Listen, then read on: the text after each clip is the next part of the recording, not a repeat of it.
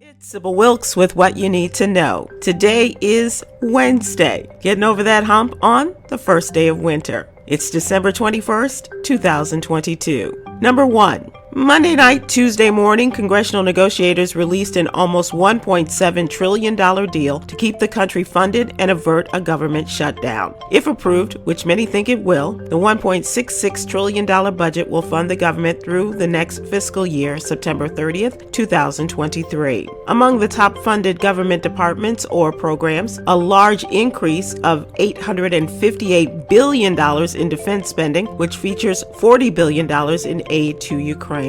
Number 2, after initial skepticism, First Lady Dr. Jill Biden is now all in on her husband seeking another 4-year term of office. As recently as early fall, Dr. Biden was described as not a proponent of her 80-year-old husband running for president again, but shifted her outlook after last month's midterm elections when Democrats kept control of the U.S. Senate. Dr. Biden is now fully on board with a possible 2024 campaign, despite one source describing her as exhausted after several weeks of taking a prominent part in White House events. Number 3, a federal appeals court panel has upheld a decision blocking President Biden's administration from requiring COVID-19 vaccinations as part of federal contracts with 3 states. The ruling, dated Monday, is the latest in a series of setbacks for Biden's attempt to boost COVID-19 vaccination rates by requiring contractors doing work for the federal government to ensure their employees are vaccinated. The 2-1 decision by a panel of the 5th Circuit Court of Appeals in New Orleans applies only to contracts involving Indiana, Louisiana, and Mississippi,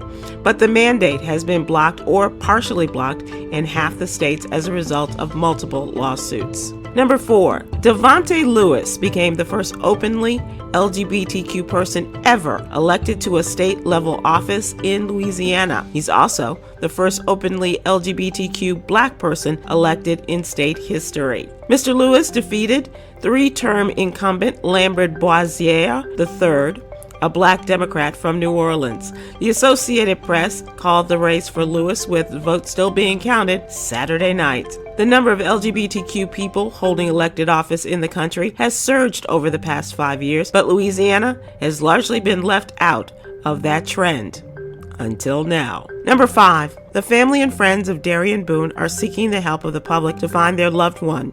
The 28-year-old man was last seen November 19th on the 3800 block of Garrison Avenue in Baltimore, Maryland. At the time of his disappearance, he was wearing a black sweatsuit and brown Timberland boots. Police located his abandoned 2006 Chrysler 300 in northwest Baltimore on November 23rd, but did not find any clues or information regarding his whereabouts. Anyone with information about Darian's disappearance, please go to the Black and Missing Foundation website.